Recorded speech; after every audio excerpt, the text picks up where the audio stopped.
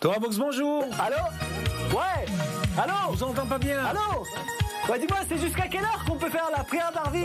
Vous pouvez faire Arvid jusqu'à 4h35, avant le crépuscule. Ah d'accord, c'est bon, je suis large. Champagne pour tout le monde.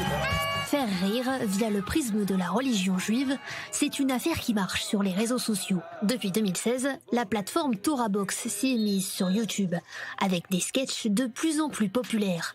Parodies religieuses, du SAV des émissions, ou encore du palmachou. Ok, Gérard à côté de l'alcool. Toi, René, tu seras à côté des sushis. Et n'oubliez pas le mot d'ordre, on ravitaille et après on casse la croûte.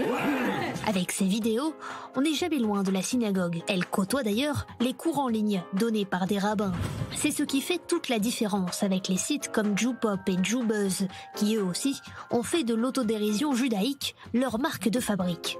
Sur leur plateforme, on s'adresse aux juifs et aux non-juifs, ambiance volontiers politiquement incorrecte, référence au sexe, au porc ou aux nazis, histoire de ne laisser personne de côté.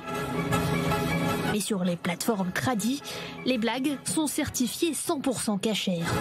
Je t'ai eu, saleté de petite bébête.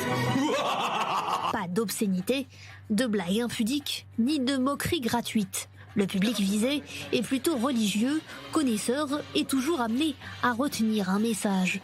Résultat, les internautes adorent, les vidéos les plus vues cumulent des dizaines de milliers de clics. Shabbat shalom et Tichou, mes amours, comme je vous aime très très fort.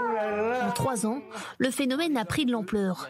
Certains youtubeurs en herbe, vus dans ces vidéos, ont créé leur propre chaîne et acquis une petite notoriété, comme Noam Habiton, jeune francophone religieux désormais en Israël.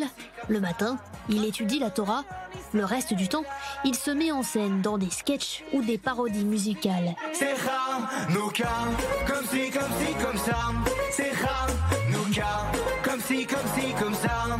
Nouvelle étape ce mois-ci, il est monté sur scène à Jérusalem pour son premier stand-up. L'humour cachère francophone à la côte, un phénomène similaire à celui observé en Israël. Là-bas, la tendance a débuté en 2012. Cette année-là, 4 jeunes Israéliens, étudiants à la yeshiva de Kiryat Shmona, dans le nord d'Israël, lancent leur chaîne YouTube. Underdose, nommée en référence à ceux que les Israéliens laïcs appellent péjorativement les DOS, les ultra-orthodoxes, mais aussi les sionistes religieux.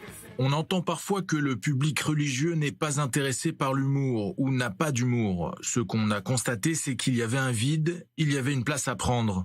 L'ambition d'Underdos, rire d'une culture juive extrêmement riche, vécue au quotidien. Shabbat, prière, fêtes juives, mariage, alimentation, cachère bien sûr, et communier avec un public cible plutôt conservateur, mais tout, sauf austère. Le public religieux veut rire lui aussi. Et ça tombe bien, les juifs sont des gens très drôles. Grâce aux bouche à oreille et aux réseaux sociaux, la chaîne YouTube israélienne est désormais suivie par plus de 56 000 abonnés. L'équipe d'Underdos invite même dans ses vidéos des guest stars de la politique israélienne, représentants de partis religieux. מה זה, מי אתה? אני המצפון שלך, נדב. אתה נראה כמו נפתלי בנט. לא, אתה פשוט לא יודע איך המצפון שלך נראה. אז לכן המוח שלך נתן לי מראה של דמות מאוד יפה בעיניך. Plus tard, Bezalel Smotrich, en membre très impliqué du comité d'audit d'une synagogue. Les youtubeurs d'Underdos ont eux aussi pris le virage du stand-up. Et ils ne sont pas les seuls. Avant eux, des humoristes religieux faisaient déjà leur show en Israël. Mais depuis quelques années, le stand-up cachère se développe. Qu'ils soient sionistes religieux ou même ultra-orthodoxes, ces humoristes retrouvent leur public. Tout serait très drôle dans le meilleur des mondes comiques, sauf que les femmes sont quasiment invisibles, disparues des radars.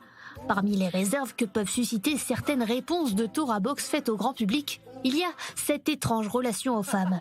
Dans ces vidéos, ce sont quasiment toujours des hommes qui les incarnent, perruques sur la tête, à croire que la tsniout, la pudeur, les prive de représentation.